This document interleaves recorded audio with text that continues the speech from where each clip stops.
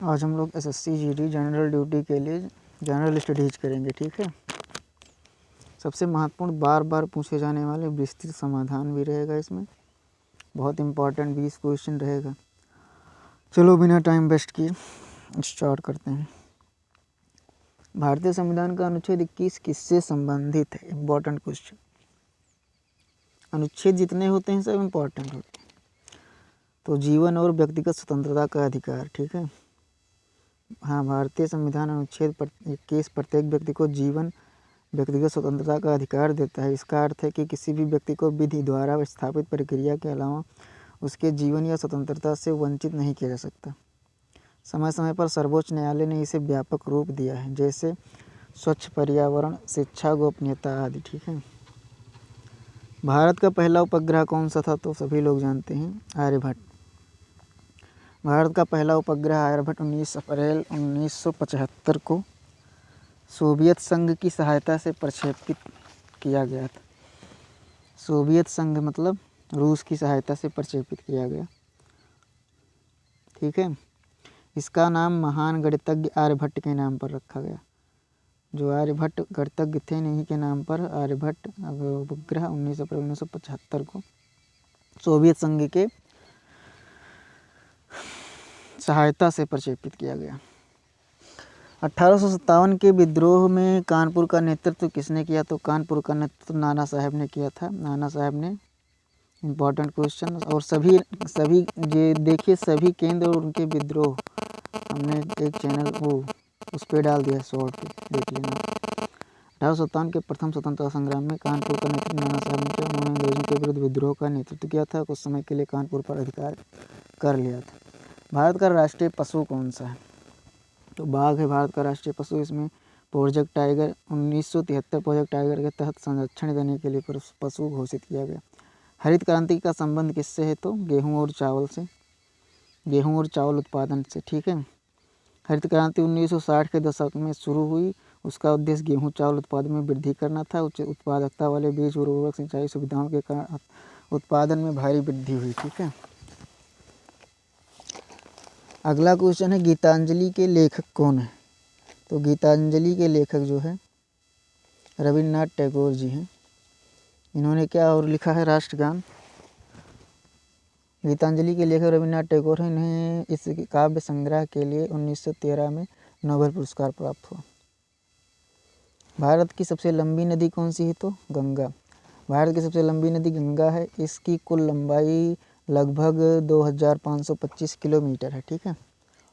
Important है लंबाई भी। यह उत्तराखंड से निकलकर बंगाल की खाड़ी में मिलती है। संयुक्त राष्ट्र संघ की स्थापना कब हुई? तो 1945। 1945 24 अक्टूबर को यूनाइटेड स्टेट की स्थापना हुई। द्वितीय विश्व युद्ध के बाद विश्व शांति बनाए रखने के उद्देश्य से की गई यूनाइटेड नेशन की स्थापना, ठीक है, संयुक्त राष्ट्र संघ की। क्यों की गई? द्वितीय विश्व युद्ध के बाद विश्व शांति बनाए रखने के लिए की गई। भारतीय रिजर्व बैंक की स्थापना कब हुई? तो 1935। भारतीय रिजर्व बैंक की स्थापना 1935 में हुई। रिजर्व बैंक ऑफ इंडिया की स्थापना 1 अप्रैल 1935 को हुई थी। यह भारत का केंद्रीय बैंक जो मौद्रिक नीति और बैंकिंग व्यवस्था को नियंत्रित करता है। इम्पॉर्टेंट क्वेश्चन है, 1 अप्रैल 1935।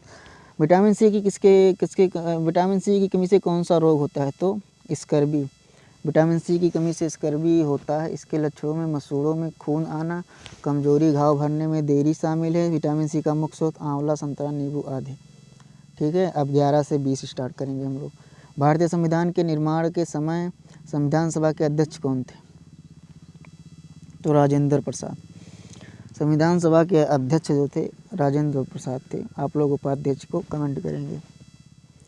भारतीय संविधान की सभा के स्थायी अध्यक्ष राजेंद्र प्रसाद थे और अस्थायी अध्यक्ष डॉक्टर सच्चिदानंद सिन्हा थे, ठीक है। इन्होंने संविधान निर्माण की पूरी प्रक्रिया का संचालन किया। डॉक्टर अंबेडकर प्रारूप समिति के अध्यक्ष थे, ठीक है। पानी का स्रोत सभी लोग जानते हैं। पानी का स्रोत इतना होता है, इसका है कि एक अणु में 2 हाइड्रोजन और 1 ऑक्सीजन। पृथ्वी का सबसे बड़ा महासागर कौन सा है? तो प्रशांत महासागर सबसे बड़ा पृथ्वी का ओशियन है। गहरा भी है इसे। एशिया, ऑस्ट्रेलिया, उत्तर और दक्षिण अमेरिका के बीच स्थित है, ठीक है।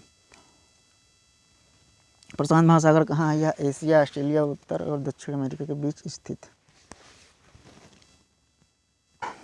सत्यमेव जयते किस उपनिषद से लिया गया? तो मुंडक उपनिषद से लिया गया सत्यमेव जयते। सत्यमेव जयते वाक्य मुंडक उपनिषद से लिया गया। इसका अर्थ है कि सत्य की विजय होती है। ठीक है।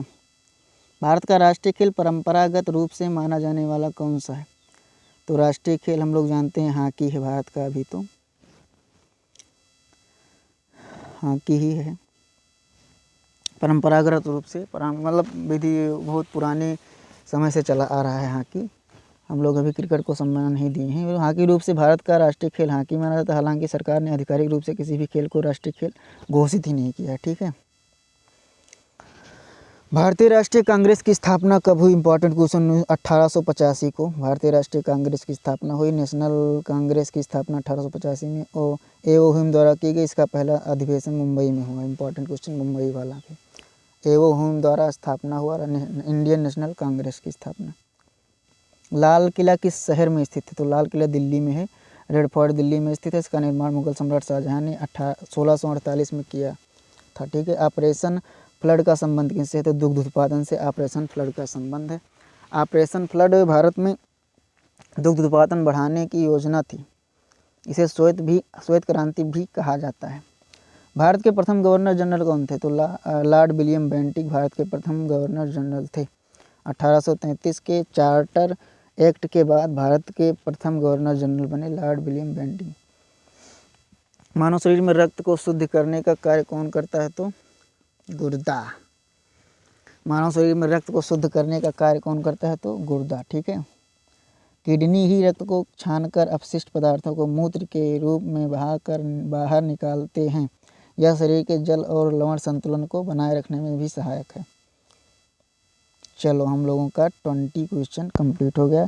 Thanks for watching. Like, subscribe and share. धन्यवाद।